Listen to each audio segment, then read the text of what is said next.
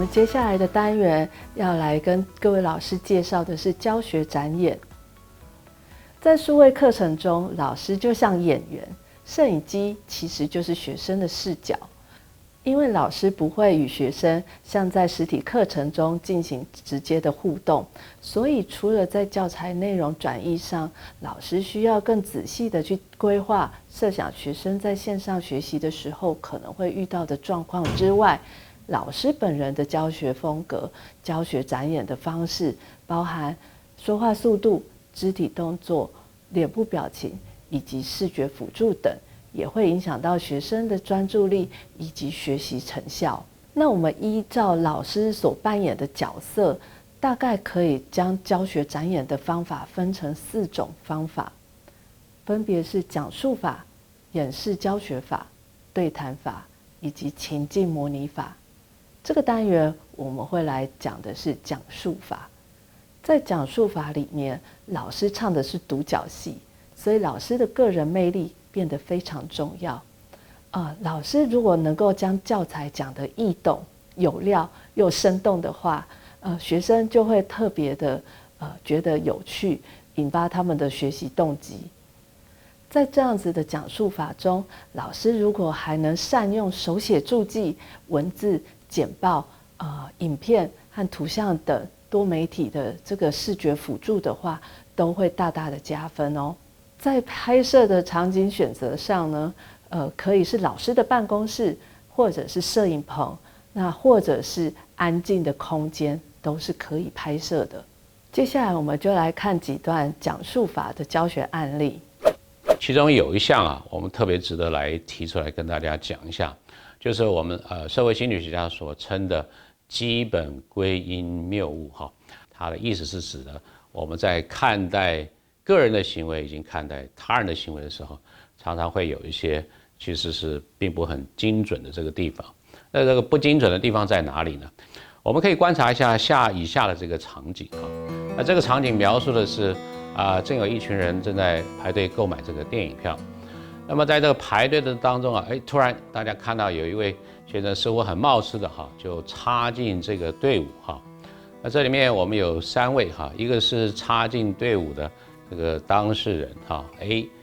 另外有2位旁观者。那么 B 呢，他是也在这个队伍当中就在 A 的这后面你可以想象他好像是权益直接受到侵犯的一位旁观者。那最后还有一位 C 呢，他也算是旁观者，但是他因为并不排斥在这个队伍里面，他只是有机会观察到别人的这个 A 跟还有 B 的这个行为那我们来听听看 A、B、C 这3位他们对他们自己的行为，还有对观察到他人的行为，他们的说法是怎么样？我刚刚跟男朋友分手，我心情真的很糟。我如果没有来看电影，我也不知道自己会做出什么事，我就任性一下不行吗？这个人是怎样啊？硬生生在我面前插队，真的很没礼貌整个就不爽了。怎么有人公然插队啊？脸皮超厚他是不是常这样？那么听了他们的说法之后，大家就可以大概体会得出来我们刚才所提到的基本归因上面的这样的一个差异A 是当事人所以他在讲他自己的行为要去帮自己解释的时候，他举了很多外在或者是说比较情境式的归因来说明为什么他会这样子让人家看起来冒冒失失的插进这个队伍那么 B 呢是直接因为 A 的这个插队的行为而感觉到受害的那他又是怎么样看待 A 的行为？他就会比较从 A 本身是不是他这个人有问题，人格特质上面有这个不是很好、不是很正向的这个部分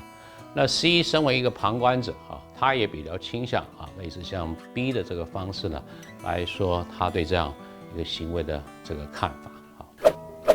那先天八卦的次序也可以拿来起卦。那最简单的我们就拿一本书，随便分3页。那翻开的第1页的页数除以8，所得的余数是1，就是乾卦。如果说余数是2，就是兑卦。那其他的就可以以此类推，这样子就得到了上卦。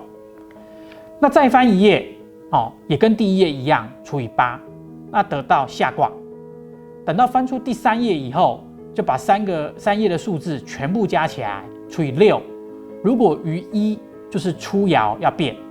那余2就是二爻要变，那其他的以此类推，那我们就可以得到一个本卦跟一个变卦。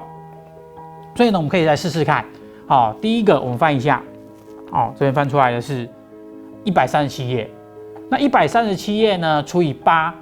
等于17余1，所以上卦就是乾，余1嘛就是乾。好，我们再翻第二页。205，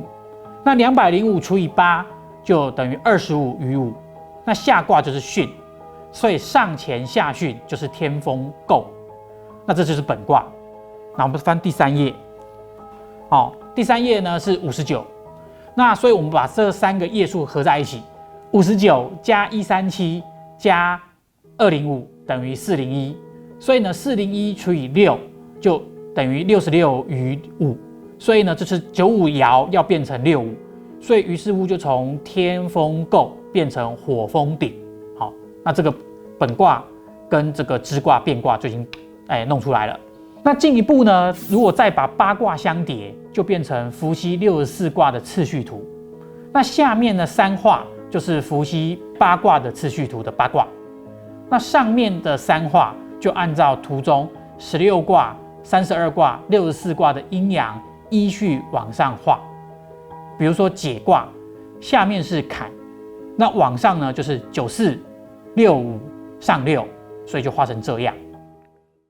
成年人的友谊的发展的历程，可以用5个阶段来描述，包括相似、建立、维持、衰退跟结束，称为 ABCDE 的模式，也就是由 George Levinger 所提出来的所谓的关系模式。第一个阶段是相似，也就是说从不认识变成互相认识，在认识的过程当中，我们可能会透过一层的选择，这一层选择的基础可能是在相互的个人的吸引力、魅力以及一些重要的外表条件上头，之后可能透过沟通认识更多一点，而建立了友谊。在建立友谊之后，有可能因为想要维持持续的友谊而做一些努力，这样子的历程会进到比较疏远，或者是比较没有联络。这样子的朋友并不代表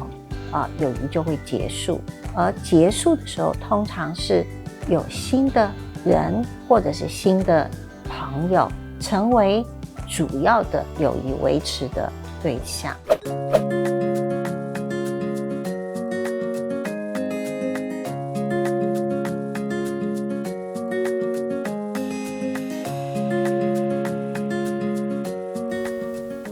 这个单元到此结束。